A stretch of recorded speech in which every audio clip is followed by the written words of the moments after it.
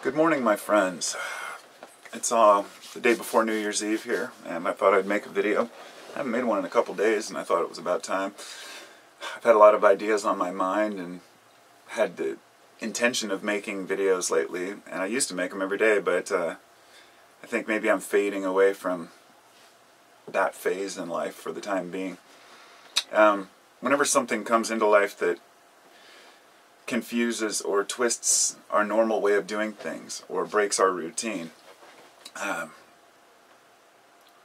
it can create a whole lot of different problems. It's like the domino effect, you know. Let's say a person loses their job and then you end up with bill issues, then you have other things that come up and then you get bored and a million different things. Or a person who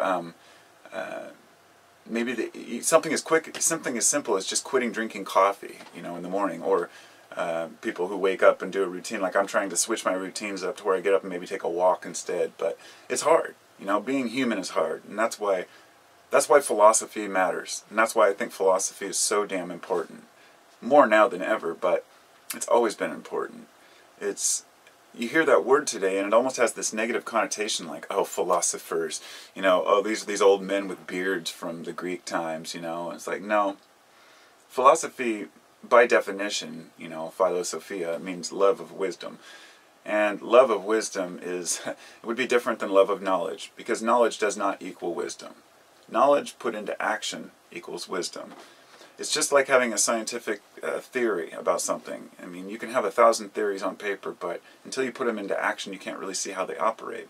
So we can have ideas of how the universe works and say, well, you know, karma works, and you know, you give what you receive what you put out, and you know, all these different theories about how the world operates and the universe operates, and people will speak about natural law, and basically nobody has a leg to stand on any of those things. The only way we can understand how the universe operates is by observation and living in it. So, if the way that we're behaving in life is causing us resistance, is causing us pain, it's causing pain to others, it's causing us stress, anxiety, fear, then we're not living properly. It's really that simple. And this is where it gets into a territory where a lot of people assume that a person says, well, you create your own circumstances.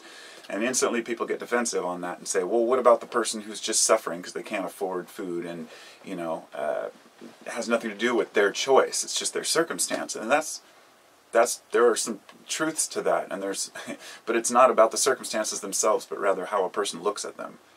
So even the poorest people in the world can be some of the happiest, as long as they are fed and clothed. The basic needs being met, a human can find happiness within themselves.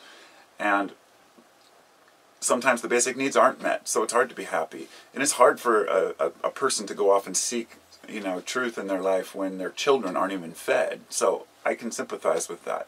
But let's just take the average American who, regardless of their situation, may be like, you know, oh man, I'm depressed, I'm sad, I'm unhappy. And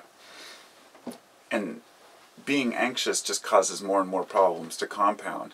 So by thinking about why we're stressed, that's philosophy. That's trying to understand where we come from, why we're here. Not for the purpose of saying, I understand God, or I understand the meaning of the universe, because that's just trivial stuff.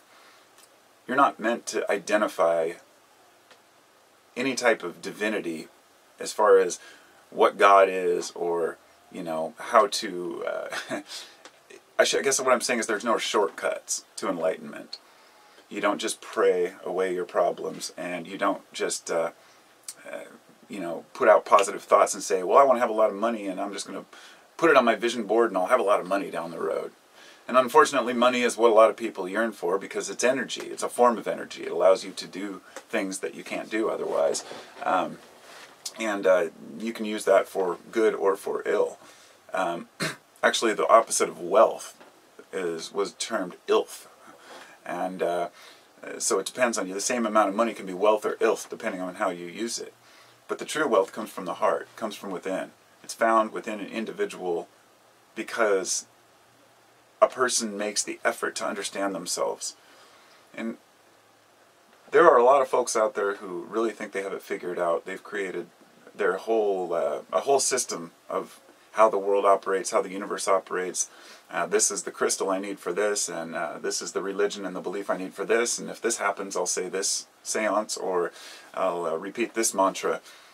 And all I can say about that is those are rituals, methods, that if they work for you, then so be it. You know, often a lot of people who practice certain religious rituals don't even believe the religion itself, but rather are just using it as a platform, a way to create a system of understanding. There are many different ways to understand our place in this universe. And I think that the most important thing to learn is that we're not as big as we'd like to think we are, you know, but we're not as small as we'd like to think we are. We are part of a collective consciousness on this planet. There is something deeper, and there are mysteries to existence. There are ancient civilizations that came long before us who built amazing structures, like the Great Pyramid, which still is just everyone knows about it, so nobody thinks about it, but it's confounding. It is absolutely amazing. And all of the information that was encoded for future generations within some of these structures and some of these writings, and you think back to our ancestors, they tell us the Egyptians didn't even have the wheel. You know, okay, well, whatever. It's not about the history, really. I guess what I'm saying is that there were times when mankind could communicate on a deeper level and had massive cities with all different types of beliefs and understandings within that area where there wasn't a lot of conflict. So it is possible to have a society that understands, but not unless every person is a philosopher. And what we've done is we've supported the caste system, which says, you know, this is your lot in life. You're a worker. You don't need a good education. Just do what you do, and work for your money and live and die and retire. You know, it's just preposterous. But people don't have much time to fight back. They don't have much time to go out and like really tackle the world when you're trying to feed your family, when you're trying to exist, if you will. But we have more time now than we've ever had in history. All the great philosophers of history will pale in comparison to even the slightest philosopher today. Even somebody who dabbles in it can learn so much more than our ancestors ever knew. I mean, they had metaphors and symbols for why things are the way they are. I think science has tried to answer these questions, and it's utterly failed at, not because it's working on mostly scientific endeavors are focused on improving and progress. And the thing is, we as humans never step back to say, what is progress and what are we progressing towards, you know?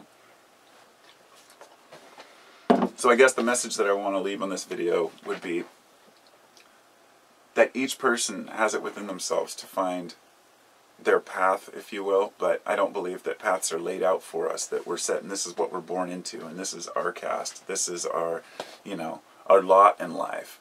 You know, there are so many people out there who are paying thousands of dollars to others to tell them what their path is in life. Paying others to say, oh, well, you know, this is what you need for your mental healing. It's all right here within our own heads. Sometimes we need help from other people. It's not even within our own heads, but that's where we, you know, visualize our thoughts. But they're everywhere, you know. Our whole body contains information. It's all part of the, you know, the microcosmos to the macro. And there are some lines that people won't cross in believing things about, like the occult or, you know, mysticism. I don't blame them. That's fine. It's not even about the methods or any type of chants or secret societies or anything like that. It's about the individual coming to terms with his existence and realizing that we have a short time on this planet. It's up to us to make it the best we can possibly make it. But we can't do that at the cost of other people's. That we have to live for each other. That no one can break the laws of the universe and walk away feeling good about it. So in our hearts, we know when we're doing something right.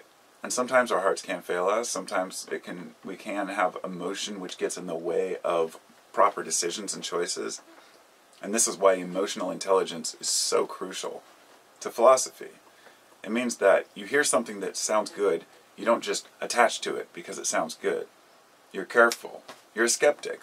A skeptical philosopher that, I guess, You could give it as many terms as you want. I would just say being a wary observer of the universe around us and keeping a smile on your face all the time, as much as you can, but not a fake one, not to try to like pretend like everything's all good. You cannot ignore negative emotions. You cannot ignore pain. You cannot ignore suffering.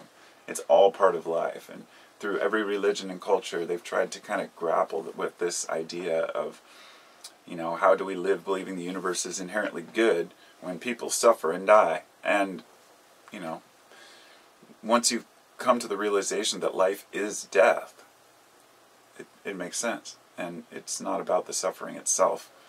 It's about the fact that the potential for suffering is what motivates us to do better.